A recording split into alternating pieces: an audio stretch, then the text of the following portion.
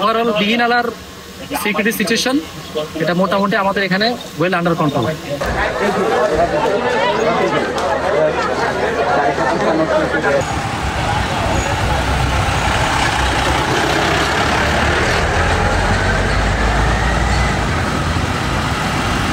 আমি মোহাম্মদ আমানুল্লাহ, আমি মোটরসাইকেল নিয়ে সাজে গেছিলাম। তো এখন আসার পথে সেনাবাহিনী পুলিশ আমাদেরকে গাড়ি দিয়ে নিয়ে আসছে, পথের মেয়েদের কোনো সমস্যা হয় না। তো সালামত আমরা এসে কাছাইছি। আমরা 3 দিন আটকা ছিলাম সাজেকে, আমাদেরকে সেনাবাহিনী প্রোটোকলের মাধ্যমে আমরা নেমে আসতে পারছি, এর জন্য সাকসেসফুল। আর আমাদের রাস্তায় কোনো সমস্যা হয় নাই, আমরা আল্লাহর কাছে শুকরিয়া আদায় করি। সাজেকে প্রবেশ করেছিলাম হচ্ছে 27 তারিখে। আমাদের গতকালকে ফেরত যাওয়ার কথা ছিল, কিন্তু যেহেতু অবরোধ ছিল আমরা যেতে পারিনি। গতকালকে একবার আমাদেরকে সেনাবাহিনী স্পট বলেছিল যে আমাদেরকে নামিয়েছিল 10:30টায়, কিন্তু পরে আর আমাদেরকে আর আনতে পারেনি, আমাদেরকে আবার ফেরত পাঠিয়েছে।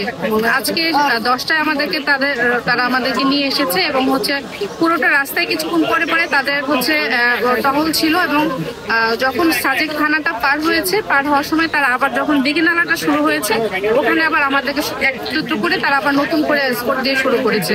তো এখন এই যে এখানে আসার পরে এখন আবার আমরা যে সাজেকে ঢুকবো, সেখানেও তারা আমাদেরকে সহযোগিতা করছে এবং একেবারে শেষ পর্যন্ত আমরা আশা করছি নিরাপদে পৌঁছাতে পারবো। আপনারা জানেন যে চলমান যে পরিস্থিতি আছে বর্তমানে খাগড়াছড়িতে, সেই তুলনায় আমরা দিঘিনালা, আলহামদুলিল্লাহ আমি বলবো দিঘিনালা আমাদের ওয়েল আন্ডার কন্ট্রোল।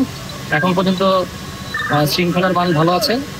আপনারা দেখতে পাচ্ছেন যে আমাদের সাজেক থেকে যে টুরিস্ট আটকা পড়েছিল, গত পরশুদিন আমরা 2100 জন টুরিস্টকে আমরা উদ্ধার করি। একই সাথে আরো আজকে 400+ লোক এখানে আছে, যাদেরকে আমরা এখন স্পট করে আমরা খাগড়াছড়িতে পৌঁছে দিব। ওনারা গত 3 দিন ধরে এখানে আটকা পড়ে আছে। তো আজকে আমরা পৌঁছে দিতে পারলে ওনারা যার গন্তব্যে ফেরত যাবেন। আর ওভারঅল দিঘিনালার সিকিউরিটি সিচুয়েশন এটা মোটামুটি আমাদের এখানে ওয়েল আন্ডার কন্ট্রোল।